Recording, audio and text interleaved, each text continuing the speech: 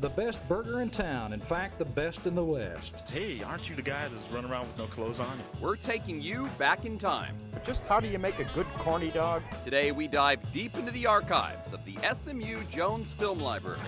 You know, this place just isn't as exciting as it used to be. Some who have seen it say it looks like a half man, half goat. And it was hairy and I couldn't see his face. Our Daybreak Rewind special starts right now. And thanks for joining us this afternoon. I'm Chris Sadeghi. Today, we're looking back at the very best of our Daybreak Rewind series. We started Rewind as a way to take a peek into the past and see how North Texas has changed over the decades. So where do we find all this old video? Hundreds of spools of old film preserved and digitized by the Jones Film Library at SMU. Old WFAA stories dating back to the 1960s, covering everything from desegregation to protest to sports legends. No matter the subject, these stories are a lens to our past. Sometimes it shows us how history can repeat itself. Other times they uncover secrets of the past, like in this first story, when one of our viewers discovered a piece of their own family history they never knew. One cousin sent it to the other, who then sent it to my sister and I. When we aired this Daybreak Rewind story last August, Amy Harold quickly heard about it. It was quite funny. I posted it on social media. It was about a husband and wife who had the innovative idea of a rideshare service in 1973. So much money and energy was being wasted with one person per car. You could say Amy recognized them. I was first surprised to see both my parents doing this. And then she recognized someone else. Who's that? That's me. A quick 2-second shot in that story done 46 years earlier showed a baby Amy too young to know what was going on. You had no idea your parents did this at all? No clue. And the more she watched, the more she recognized. There's a vase that's there that I have in my living room right now. The lamp behind my dad, he made in junior high. I have that. But more important than the things she knew were the things she didn't. Never knew this existed. So to have that and be able to also share that with my dad before he passed, it was really neat. Just a few months after our story aired, her father, James Harold, passed away. But not before he could share one more story his children had never heard. It wasn't a business that lasted very long, but we got to ask him questions about it. But stories aren't the only thing he passed down. I think my dad was especially ahead of the curve when it came to things like that. So much so, I feel like it did impact my career direction. I work at Microsoft and been in the IT area for pretty much my entire career. And as for this story she'd never heard, now it's one nobody will forget.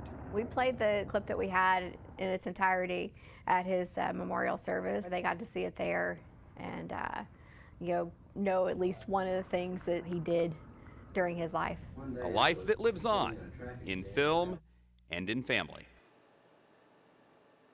Well, one thing that never changes, summers here in Texas are brutal and people will do just about anything to cool off. But in 1974, police had to get involved.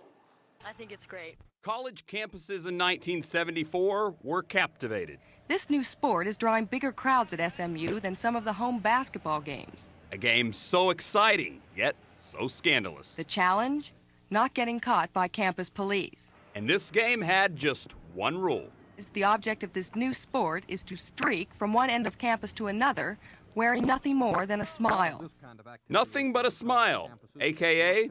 buck naked.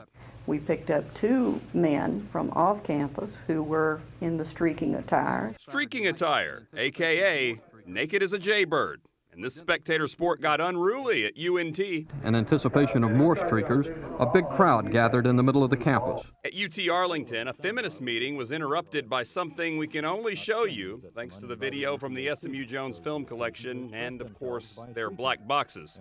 So what did the feminists think? Many said it was a pretty groovy way to self-expression.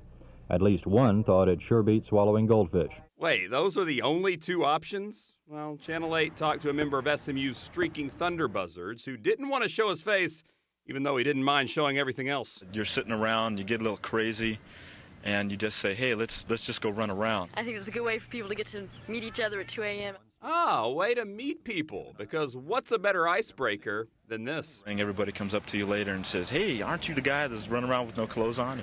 And you say, well, yeah. Thankfully, times have changed. Can't get away with shenanigans like that anymore. Unless you got the magic of TV, that's what the blur is for.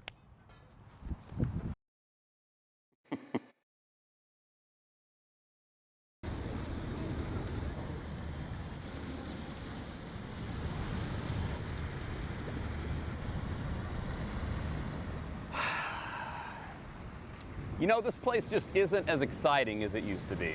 No sand, no volleyball, no swimsuits. Oh, you don't remember. Don't adjust your TVs. Yes, that's Dallas City Hall in the summer of '84. The huge fountain provided the water, and there was everything else you needed for a day at the beach. Music all day long. There'll be sandcastle building contests with prizes, including about 12,000 bare bodies. Tan line contests for females and males. Watch the guy on the left in the yellow trunks. The dive right into the fountain, an act that would get you a citation today, but everything you see here was a charity event put on by the Zoo radio station and Coors Light. And seeing it as a way to get people closer to the center of civic operation, the City Council signed off. This is an opportunity for a lot of people who don't normally come downtown and who don't normally visit Dallas City Hall to come on down here and have a good time. So they brought in 42 tons of sand, and City Hall Plaza went wet and wild for 7 hours in an event that raised $15,000 for charity, the likes of which have not been seen since. Over the years, the city has said that party actually did some damage to the fountain, so don't count on ever seeing it again. But hey, I highly suggest seeing everything else the building has to offer. I mean, it is your tax dollars. We are just a few weeks away from the Fort Worth Stock Show and Rodeo. It starts on January 12th, and even if you aren't a cowboy or cowgirl, the rodeo has a way of making you consider a new lifestyle. Let's go back in time where we've always been able to at least dress the part. This is the old me.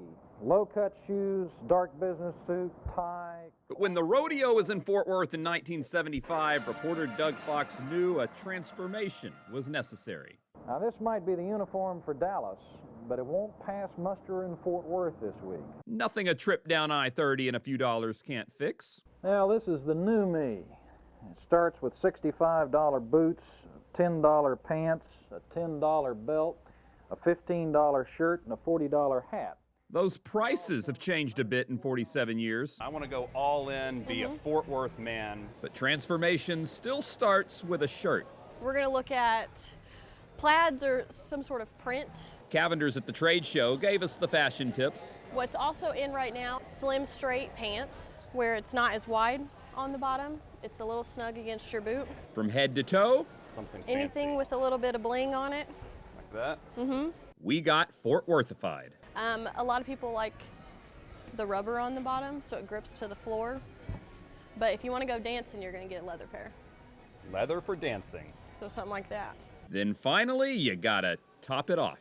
This one's just your typical cattleman's crease. The more X's is the higher quality of beaver that's in it. This is a good starter hat. They say you're never supposed to put your hat on your bed. Yep. That's a bad luck. Superstition, yep. And always when you lay it down, you want to set it on the crown and then bow in the back. But no matter if your fashion trends Dallas or Fort Worth, you should fit in just fine in either one of these friendly cities. Because it's not the clothes that make the man, but the man that makes the clothes. Partner. From the Stock Show and Rodeo in Fort Worth to the State Fair of Texas here in Dallas, where it's tradition. You cannot leave Fair Park without a corny dog from Fletcher's, and the patriarch, Neil Fletcher, claims to have invented it in 1942. We look back on his recipe, unchanged by time and technology. The corny dog is ready to eat. We went back to 1975, and even back then, one food ruled the fair. 32 years ago, Neil Fletcher opened his first corny dog stand at the State Fair of Texas. Fletcher's and the fair, a match made in fried food heaven. But I love watching these. Today, Amber Fletcher helps run the kingdom of corny. Let's take a look at this. And we watched the story from the SMU Jones Film Library about how her grandfather perfected the recipe. My grandfather died about 2 years after I was born, so these interviews and movies he's done, that's all I know of him. It's fun to get to see like those that came before me. But just how do you make a good corny dog? Well, it all starts with a hot dog, of course. Is this the same way with the stick by hand putting it into the hot dog? So every corny dog is still hand stuck, nothing is machine done. I would say the difference is now we have gloves and hairnets and hats and sanitation. Fletcher figures he'll probably sell as many as 250,000 corny dogs before the fair comes to an end. 2021, we expect 500,000. So double. So double. The sticks, the batter, the fryer. Amber said 46 years and many technological advances later, they haven't changed a thing. You know, it's the exact same process that, our grandfather started. I'm sure that we could cut costs and save money by having machines do some of the process for us, but we're just in the tradition of celebrating and making it ourselves. First time I ever wrapped my mouth around a corny dog. But there is one thing about the story she does not recommend. The end of this is so awkward. Channel 8 News at the State Fair. Please don't ever do that. Don't eat a microphone is what you're saying. No, only Fletcher's corny dogs. Will do.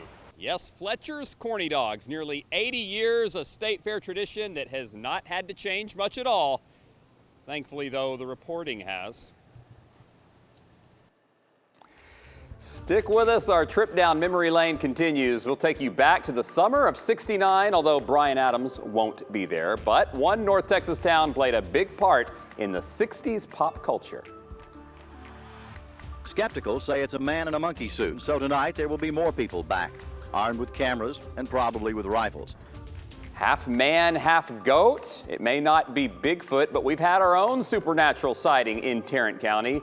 But was it real or a hoax? We'll let you decide for yourself.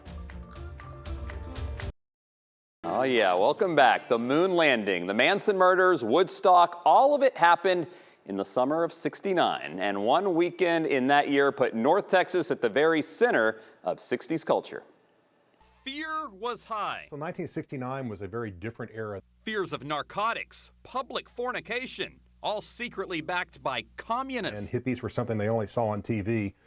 But on Labor Day weekend, those hippies came to town. More than 100,000 of them descending on little Lewisville, Texas, population 9,000. The locals were up in arms. James Kunke is Lewisville's tourism director, where they have a collection of artifacts from that weekend of peace, love, and music. 16-millimeter film that was shot by a 16-year-old boy. Shows B.B. King, shows Janis Joplin. It's a rare look at the legendary musician's trip to Lewisville for the Texas International Pop Festival that happened just weeks after Woodstock in 1969. And more film from SMU's Jones Library captured that loving feeling. It's right in here. It's their inner, it's that pure light within them. And everybody's got it. You got it. You recognize it in yourself. They want to light a joint, They can do it without the heat coming around and saying, wow, we're taking you away. You're busted. Whatever comes naturally. Take your clothes off. That comes naturally. Sure, you weren't born with clothes. And that's exactly what some did. But the things the locals feared were mostly absent.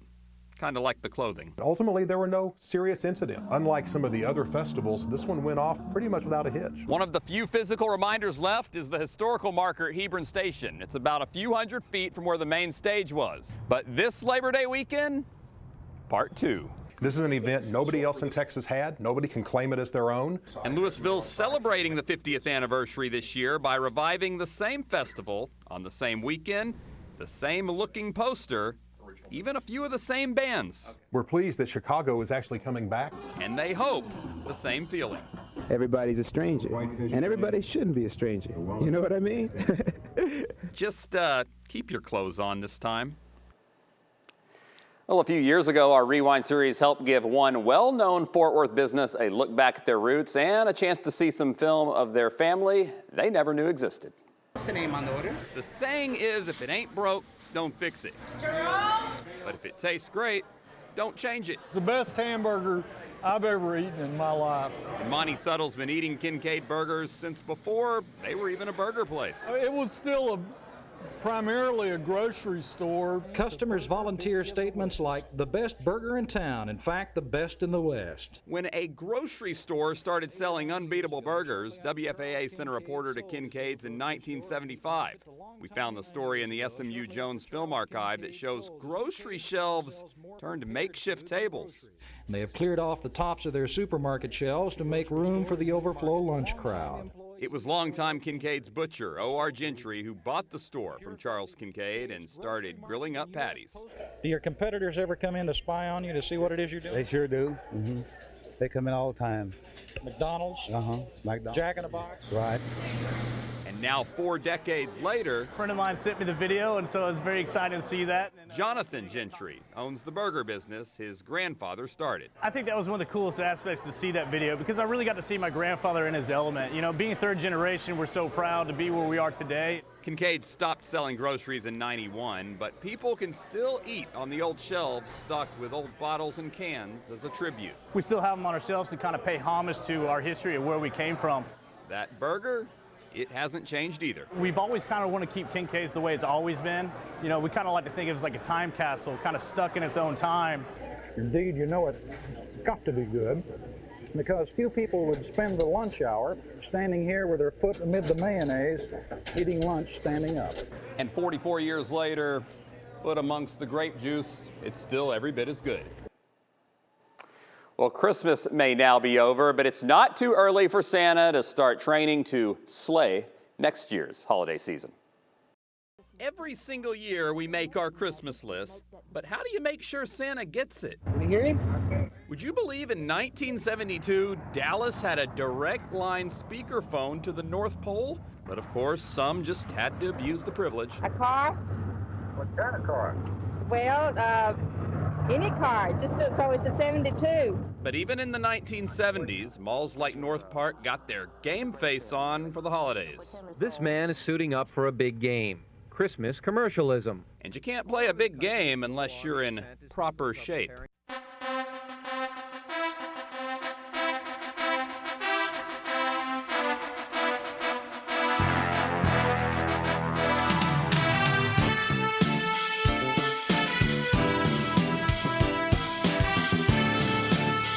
Yes, through all the changing faces of Christmas, mall Santas have survived, because it's the best way to get your wish list to Old St. Nick. At Western Temporary Service, nearly 100 Santa's helpers will be trained and sent out to area shopping centers. Because of the abundance of good little kids this year, Santa needs a lot of helpers. Reporter Bill O'Reilly examined Santa training in this 1976 story from the SMU Jones Film Library.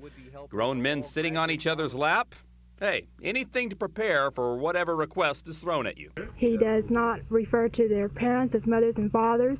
Why not? Well, because some children don't live with mothers and fathers, okay? And I'd like a pony. A pony? A pony? Well, where do you live, Howie? We live in an upstairs apartment. And for doing Santa's work, those who pass the Santa course can look forward to earning $3 an hour and pleasing a lot of kids. At this school, at least 30 more Santas will have to be recruited. Wait for it. So if you're looking for a little extra cash, you might consider being part of the Christmas spirit. Wait for it. Santa could use the help. You know, something tells me he's going to be on the naughty list. 'Tis the season where we're all looking for that perfect gift. But back in the 1970s, WFAA had someone who could tell you exactly what to buy. Remember that guy? Out of everything I've seen here, my favorite is this Angie Dickinson doll. That's him. A young Bill O'Reilly was always in the know on all the latest contraptions. What better gift for the person who has everything than a shiny new peanut butter making machine? He was on top of all the hottest fashion. If you've ever dressed up formally, you know it can be quite expensive. With the perfect statement for those who wanted all the class and none of the effort. The epitome of class, the $11 tuxedo t-shirt. The nice things about these are that the button's are already buttoned, the tie is already tied, and it's wrinkle-free. It's also very cheap. Hit him with that top hat, Bill. Hit him with the hat. But never tacky. Or how about something with a personal touch? People come to our store and want a doll made like themselves or like a friend. Who's this supposed to be? This is Bill O'Reilly. That's supposed to be me? Yes. I think I need a vacation. And when it came to getting around, The reason they call them mopeds is because it's a motorbike with pedals. Ah, the logic of it all.